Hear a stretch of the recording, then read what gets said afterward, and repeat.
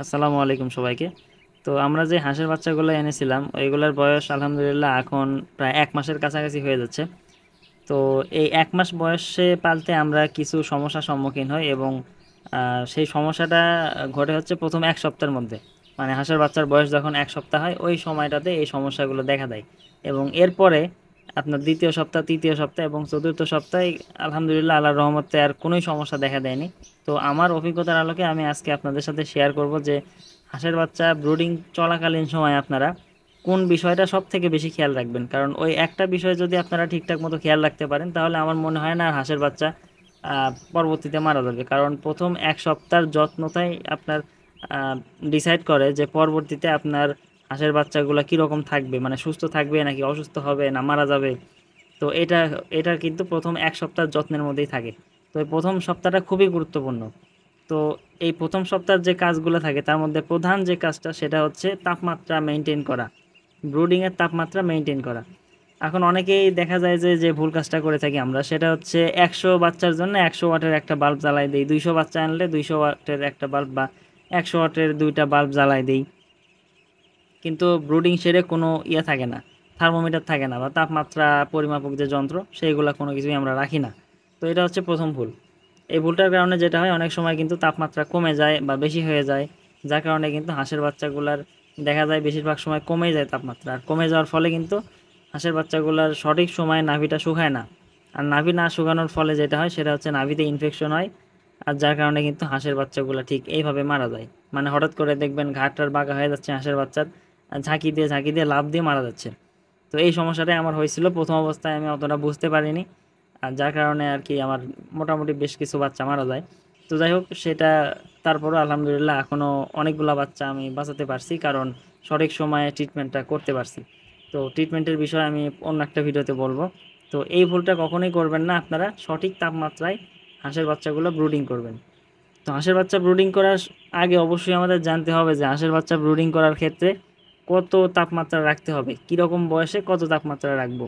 তো সাধারণত দেখা যায় হাঁসের বাচ্চা গরমকালে 1 সপ্তাহ থেকে শুরু করে 10 দিন বা 12 দিন পর্যন্ত ব্রুডিং করার প্রয়োজন পড়ে। ম্যাক্সিমাম 15 দিন করার প্রয়োজন পড়ে যদি বৃষ্টিপাত বেশি হয়। আর যদি শীতকাল হয় সেক্ষেত্রে দেখা যায় 2 সপ্তাহ বা অনেক সময় 3 সপ্তাহ পর্যন্ত কিন্তু ব্রুডিং করার প্রয়োজন পড়ে। তো যাই হোক প্রথম সপ্তাহে আমরা হাঁসের বাচ্চার ব্রুডিং শেডের তাপমাত্রা 90 থেকে 95 ডিগ্রি ফারেনহাইট রাখবো। তো প্রথম সপ্তাহে আমাদের ব্রুডিংয়ের তাপমাত্রা কিন্তু থাকবে 90 থেকে 95 ডিগ্রি ফারেনহাইট। 2-1 কম বেশি হলেও কোনো সমস্যা হয় না, কিন্তু এটা যদি খুব বেশি কম বেশি হয় সেক্ষেত্রে কিন্তু এটা হাঁসের বাচ্চার জন্য ক্ষতিকর হয়ে যায়।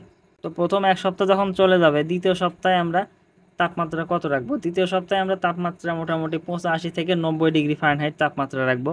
মানে 5 ডিগ্রির মতো কমাই দেবো, 5 থেকে 7 ডিগ্রি কমাই দেওয়া যায়। তো এটা দ্বিতীয় সপ্তাহ পুরোটা এই তাপমাত্রায় চলবে। দ্বিতীয় সপ্তাহ জুড়ে আপনারা 85 থেকে 90 ডিগ্রি ফারেনহাইট তাপমাত্রা রাখবেন। এখন যদি গরমকাল হয় তাহলে কিন্তু আর ব্রুডিং করার প্রয়োজন পড়বে না, প্রথম 1 সপ্তাহ সব থেকে গুরুত্বপূর্ণ এবং এরপরে দেখা যাবে দ্বিতীয় সপ্তাহে গিয়ে 2-3 দিন বা 4 দিন ব্রুডিং করার পর আপনারা হাঁসের বাচ্চাগুলো কিন্তু নর্মালি যেই ঘরে রাখেন সেই ঘরে ছেড়ে দিয়ে রাখতে পারবেন।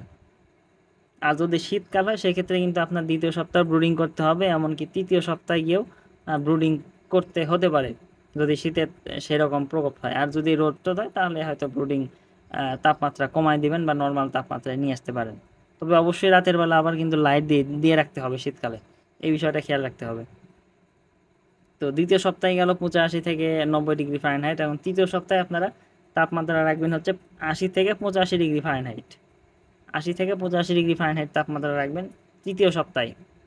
আর এরপরে চতুর্থ সপ্তাহের হিসাব ওই একই, 5 ডিগ্রি আরও কমে দিতে হবে যদি প্রয়োজন পড়ে চতুর্থ সপ্তাহে তাপমাত্রা কন্ট্রোল করার, বা রাতের বেলা দেখা যাচ্ছে শীতকাল ঠান্ডা পড়ছে বেশি, রাতের বেলা তাপমাত্রা কন্ট্রোল করা দরকার, সেক্ষেত্রে আপনারা চতুর্থ সপ্তাহে 75 থেকে 80 ডিগ্রি ফারেনহাইট তাপমাত্রা রাখবেন। তো এই চতুর্থ সপ্তাহ পর্যন্ত মোটামুটি তাপমাত্রা কন্ট্রোল করলে এনাফ, মোর দ্যান এনাফ। হ্যাঁ, এর বেশি আর দরকার পড়ে না, শীতকালেও দরকার পড়ে না। তো এই তাপমাত্রা আমাদের কন্ট্রোল করতে হবে। আর সাথে আরেকটা বিষয় খেয়াল রাখতে হবে সেটা হচ্ছে হাঁসের বাচ্চাকে কখনোই খাবার পানি সারা রাত দিয়ে রাখবেন না। সারা রাত যদি আপনি খাবার পানিটা দিয়ে রাখেন হাঁসের বাচ্চা খাবে কম, ভিজাবে বেশি, মানে পানি ছিটাবে বেশি। যাতে করে হবে কি হাঁসের বাচ্চার মাথাগুলো ভিজা যাবে, মানে এক হাঁসের বাচ্চা অন্য হাঁসের বাচ্চার মাথা ভিজাই ফেলবে। আর যার কারণে হাঁসের বাচ্চা ঠান্ডা লাগবে, পরবর্তীতে কিন্তু একবারে হাঁসের বাচ্চা অনেকগুলা করে মারা যাবে। তো এই ভুলটা কখনোই করবেন না। আপনার হাঁসের বাচ্চা ব্রুডিং করতে হলে কিন্তু রাতের বেলা ঘুম কমায় দিতে হবে, 2টা 3টার দিকে উঠে একবার করে পানি দিতে হবে এবং পানি খাওয়া শেষ হলে আবার পানি সরাই ফেলতে হবে। দিনের বেলাতেও একই অবস্থা, পানি দিতে হবে এবং পানি আবার সরাই ফেলতে হবে।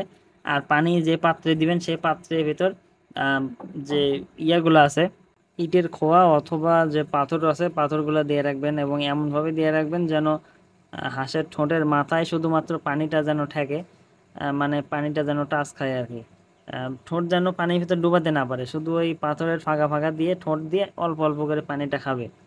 এভাবে দিয়ে রাখবেন, তাহলে আর হাঁসের বাচ্চাগুলা মাথা ভিজাতে পারবে না, গা ভিজাতে পারবে না, বাচ্চাগুলা কিন্তু ঠান্ডা লাগবে না, সুস্থ থাকবে। আর যদি এমনটা না হয় তাহলে কিন্তু মাস্ট বাচ্চা মারা যাবে, কোনোভাবে আপনি ওষুধ দিয়েও বাচ্চা মারা কমাতে পারবেন না। তো এই হচ্ছে আসল বিষয়। মেইন বিষয়টা হচ্ছে আপনার তাপমাত্রা কন্ট্রোল। আজকের ভিডিওতে আমি এই বিষয়টাই আপনাদের জানানোর চেষ্টা করেছি যে কত বয়সে বা কত সপ্তাহ বয়সে কত তাপমাত্রা রাখবেন হাঁসের বাচ্চা ব্রুডিং এর ক্ষেত্রে। তো এই ছিল আজকের ভিডিওর বিষয়। আশা করি এই ভিডিওটা আপনাদের উপকারে আসবে। তো পরবর্তী ভিডিওতে আমি অন্য কোনো বিষয় আলোচনা করার চেষ্টা করব। ধন্যবাদ সবাইকে ভিডিওটা শেষ পর্যন্ত দেখার জন্য।